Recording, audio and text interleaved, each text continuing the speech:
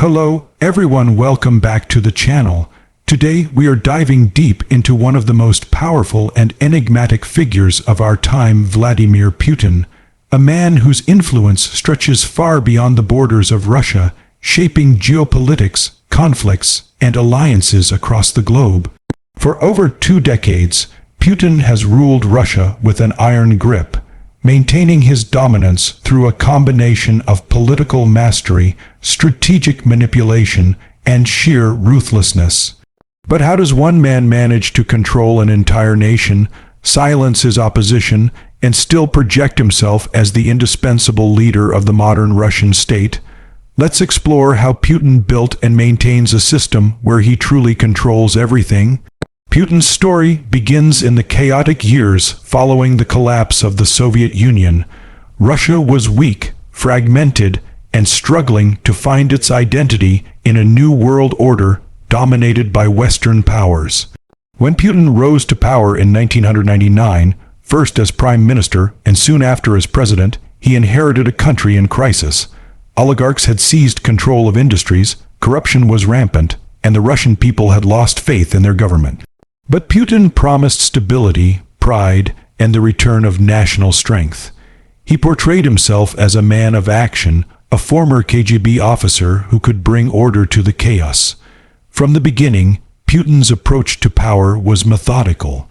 He consolidated authority within the Kremlin, restructured the economy under state control, and brought independent media to heel. The oligarchs who had once dictated policy were given a choice: submit to the new rules or be destroyed.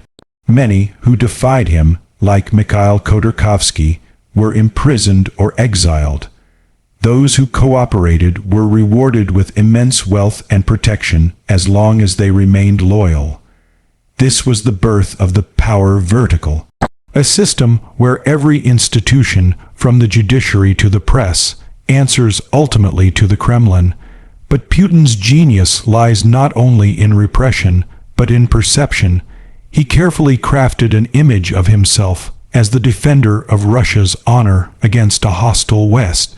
From his shirtless photo ops to his fiery speeches, he became more than a politician. He became a symbol of Russian strength. State-controlled media played a crucial role in maintaining this myth. Under his rule, television became a weapon of narrative control. It glorified his achievements, amplified nationalist pride, and vilified his enemies both at home and abroad. To millions of Russians, Putin is not just their president, he is their protector. Yet behind this image lies a deep strategy of control. Putin's inner circle is made up of trusted allies from his KGB days and loyal technocrats who owe their power to him alone. Together, they form a tightly knit network that dominates every aspect of Russian life, from energy to defense, from media to the courts. These elites operate like a modern-day court, each competing for Putin's favor while ensuring his rule remains unchallenged. It's a delicate balance, one where loyalty is rewarded and betrayal is punished without mercy. Economically, Putin used Russia's vast natural resources, especially oil and gas, as instruments of power. By controlling the flow of energy, he not only filled state coffers, but also wielded influence over foreign nations dependent on Russian energy. Europe, for years, relied heavily on Russian gas pipelines, giving Putin a subtle but potent tool in international politics. Sanctions and economic isolation have weakened this leverage in recent years, but his strategy of resource-based dominance shaped global markets for decades. On the global stage, Putin mastered the art of exploiting division and uncertainty. He rebuilt Russia's military power, intervened in conflicts like Syria, and used hybrid warfare, including cyber attacks and disinformation campaigns, to project influence far beyond Russia's borders. The annexation of Crimea in 2014 marked a turning point. It signaled that Putin was no longer playing by Western rules. He was rewriting them. By defying international law and absorbing Crimea into Russia, he ignited a wave of nationalism at home that cemented his popularity. To many Russians, it was proof that their leader could restore lost glory and stand up to the West. But this consolidation of power comes at a price. Inside Russia, dissent is crushed. Opposition figures are jailed, exiled, or worse. Journalists who challenge the Kremlin often face intimidation, harassment, or mysterious deaths. Political parties are allowed to exist only if they pose no real threat. Elections are tightly managed spectacles designed to reinforce legitimacy rather than test it. Putin's control of information ensures that alternative narratives rarely gain traction. The result is a population that, for the most part, either supports him or sees no alternative. Still, Putin's longevity is not just about fear, it's about adaptation. He has evolved through every crisis, from economic collapses to mass protests to international sanctions, adjusting his tactics while maintaining his core objective, absolute control. When constitutional limits threatened his power, he simply changed the constitution. The 2020 amendments reset his presidential terms, theoretically allowing him to remain in office until 2036. It was a clear message: Putin's rule is not temporary, it is permanent. Despite the tight control, cracks are beginning to show. The younger generation of Russians, more connected to the outside world through technology, is increasingly skeptical of the state's narratives. Economic stagnation and the costly war in Ukraine have strained public patience. Yet Putin has proven remarkably adept at turning crises into opportunities. Each confrontation with the West becomes another rallying cry for patriotism, another reason to tighten his grip in the name of security and sovereignty.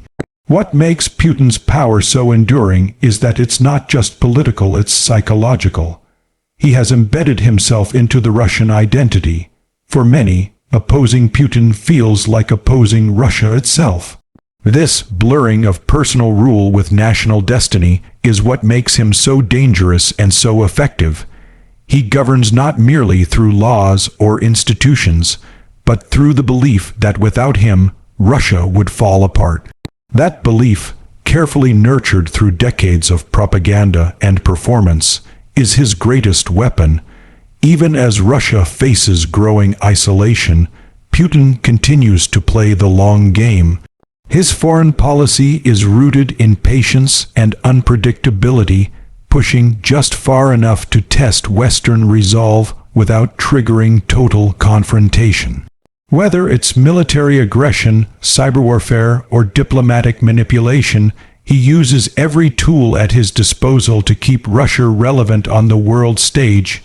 In his world, global politics is not about cooperation, but survival. And survival requires strength, deception, and control. In the end, Putin's legacy may be one of contradictions. He restored order, but at the cost of freedom. He revived national pride, but isolated his nation. He commands loyalty but breeds fear. For over 20 years, he has outplayed rivals at home and abroad, proving time and again that in his Russia, nothing happens without his approval. The question now is not how he gained power, but how long he can hold on to it as the pressures of the modern world close in. And yet, one truth remains clear: Vladimir Putin is not just a leader, he is a system. A system built on control, loyalty, and illusion. To dismantle that system would require more than a political shift. It would require rewriting the story of modern Russia itself. Until that day comes, Putin remains the man who controls everything, the architect of his nation's destiny, and perhaps the prisoner of his own power.